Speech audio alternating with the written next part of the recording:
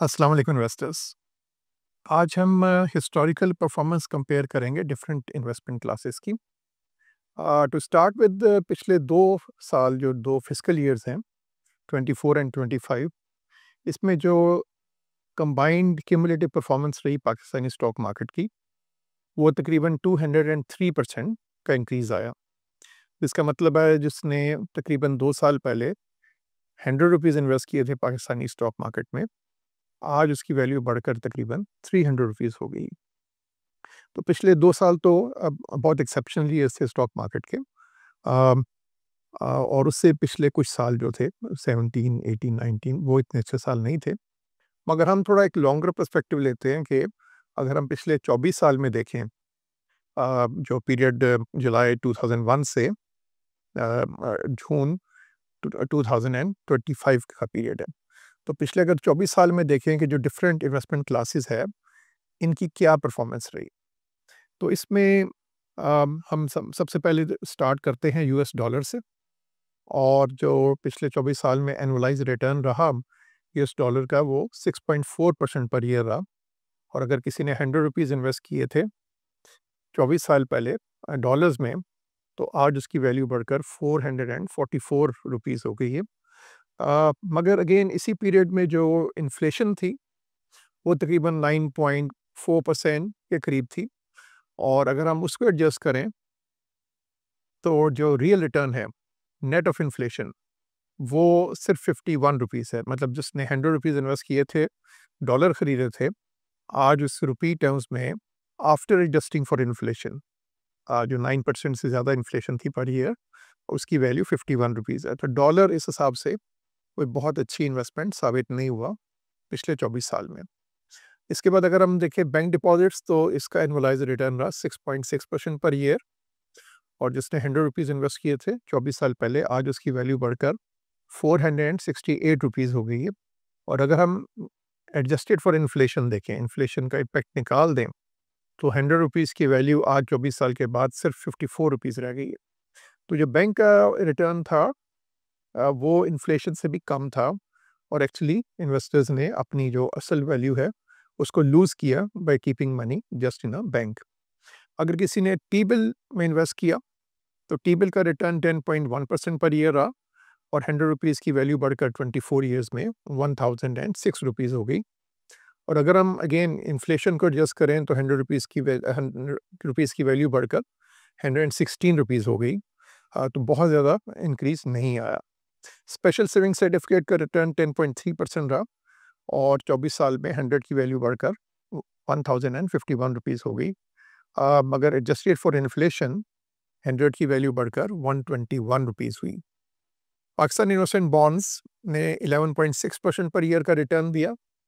और ₹100 की वैल्यू बढ़कर 1395 हो गई। मगर एडजस्टेड फॉर इन्फ्लेशन वो वैल्यू सिर्फ 100 से बढ़कर 161 हुई।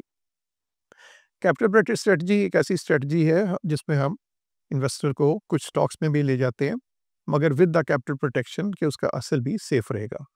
और इसका जो एनुअलाइज रिटर्न रहा पिछले 24 साल में, वो 14.3% रहा। ये हमने बेसिकली इसको बैक टेस्टिंग के बेस पे निकाला है।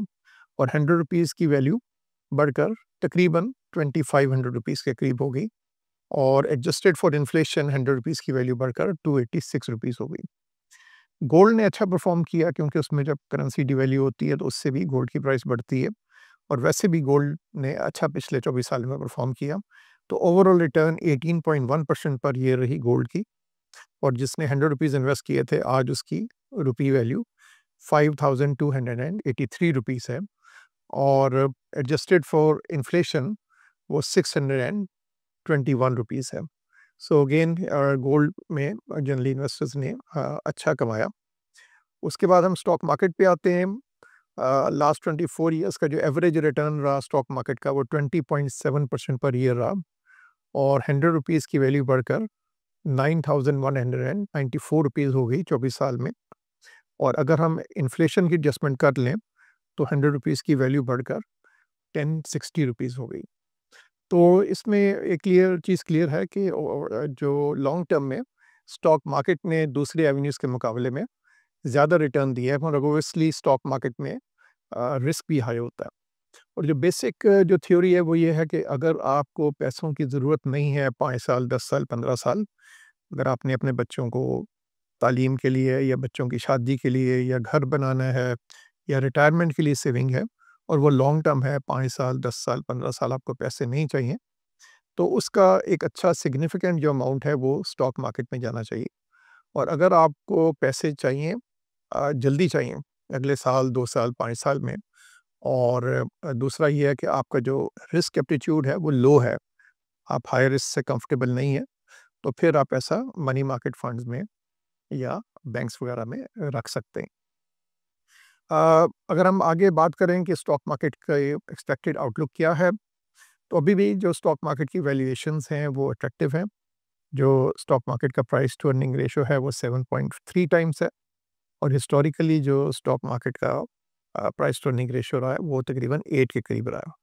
और अभी भी क्योंकि इंटरेस्ट रेट कम है, तो लोग पैसा इसलिए स्टॉक मार्केट की तरफ लेके जा रहे हैं, और अभी भी जो डिमांड है शेयर्स की वो सप्लाई से ज़्यादा है, और इसलिए आप देख रहे हैं कि स्टॉक मार्केट कंटिन्यूसली ऊपर को जा रही है, बढ़ रही है।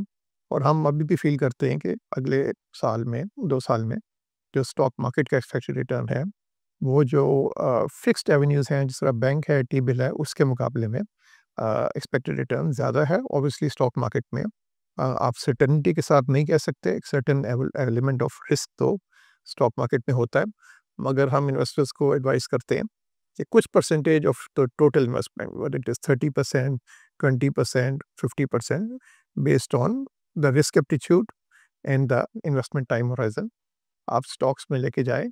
और स्टॉक्स में जाने का जो बेस्ट तरीका है, जो जिस तरह एनबीपी स्टॉक फंड्स हैं हमारे, उनका अगर आप हिस्टोरिकल ट्रैक रिकॉर्ड देखें तो उन्होंने स्टॉक मार्केट को बड़े अच्छे मार्जिन से बीट किया।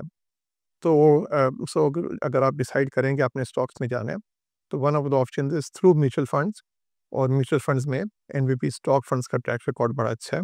So that's a good way of investing in the stock market. इस तरह आपको प्रोफेशनल मैनेजमेंट मिल जाती है, हमारे पास प्रोफेशनल टीम है जो बहुत सी चीज़ों को देख कर फिर डिसाइड करती है कि कौन से शेयर्स खरीदने हैं।